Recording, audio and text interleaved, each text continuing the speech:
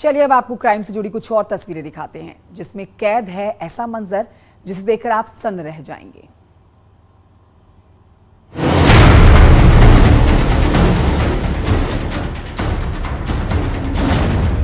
आफताब के दिमाग में था श्रद्धा के मर्डर का प्लान।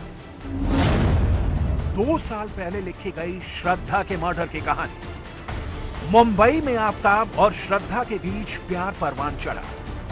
दोनों परिवार के विरोध के बावजूद साथ रहने लगे और फिर श्रद्धा के सामने धीरे धीरे आफताब के वैश्यपन की सच्चाई खुल गई।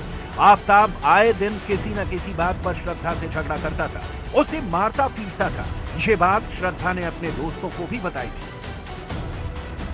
आफताब का टॉर्चर रुकने का नाम नहीं ले रहा था। वो लगातार उसके साथ मारपीट कर रहा था और तंग आकर श्रद्धा ने 2020 में एक शिकायत पुलिस को भी दी थी, जिसमें उसने इस बात का जिक्र किया था कि अगर आफताब को नहीं रोका गया तो वो उसके टुकड़े टुकड़े करके फेंक देगा। हालांकि बाद में श्रद्धा ने आफताब के दबाव में आकर ये शिकायत वापस ले ली थी। लेकिन शायद आफताब ने उसी दिन ठान लिया था कि वो श्रद्धा की हत्या कर देगा और फिर उसके शव को टुकड़े टुकड़े करके जंगल में फेंक देगा। और ऐसा करने के लिए आफताब ने बहुत रिसर्च की, क्योंकि श्रद्धा को घूमने फिरने का शौक था और वो श्रद्धा को उत्तराखंड और हिमाचल की वादियों में घुमाने ले गया। आफताब ने श्रद्धा को यह यकीन दिलाया कि उन दोनों के बीच सब कुछ ठीक है। इसके बाद दोनों ने दिल्ली में बसने का फैसला किया। 8 मई को आफताब और श्रद्धा दिल्ली पहुंचे और दोनों महरौली के फ्लैट में शिफ्ट हो गए। लेकिन दिल्ली पहुंचने के बाद आफताब अपने वही पुराने रवैये पे वापस आ गया। जानकारी के मुताबिक कत्ल से 10 दिन पहले भी आफताब और श्रद्धा के बीच जमकर मारपीट और झगड़ा हुआ था। आफताब 8 मई को ही श्रद्धा का गला घोंटना चाहता था, लेकिन उस दौरान श्रद्धा इमोशनल होकर रोने लगी और ये देखकर आफताब के कदम पीछे हट गए। लेकिन आफताब के दिमाग में श्रद्धा को ठिकाने लगाने का प्लान मौजूद था। आफताब ने मौका पाकर 18 मई को उसका गला घोंट दिया और इसके बाद उसके शव के 35 टुकड़े किए।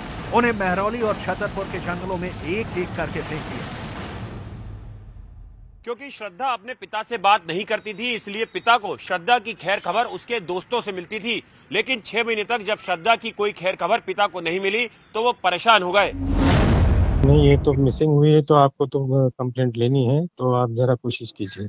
जी जी, मेरे साथ जब भी वो दिल्ली पुलिस के सामने खड़ा किया तब उसने मुझे बताया कि श्रद्धा इज नो मोर। तो फिर बाद में मुझे तो वो शॉक लगा सुन के, तो बाद में उसने मुझे बताया कि ये मैंने उसका मर्डर किया है। आफताब ने श्रद्धा के मर्डर को छिपाने की बहुत कोशिश की। श्रद्धा के मोबाइल फोन से उसके दोस्तों और जानकारों से चैट करता रहा ताकि सब कुछ नॉर्मल लगे, जबकि अपने दोस्तों को बताता रहा कि श्रद्धा उसे छोड़कर जा चुकी है। लेकिन पुलिस इन्वेस्टिगेशन में शक की सुई आफताब पर गई, जिसे पुलिस ने पकड़ लिया और सख्ती बरतने पर आफताब ने अपना जुर्म कबूल कर लिया कि उसी ने श्रद्धा की हत्या की और शव के टुकड़े करके जंगल में फेंक दिया।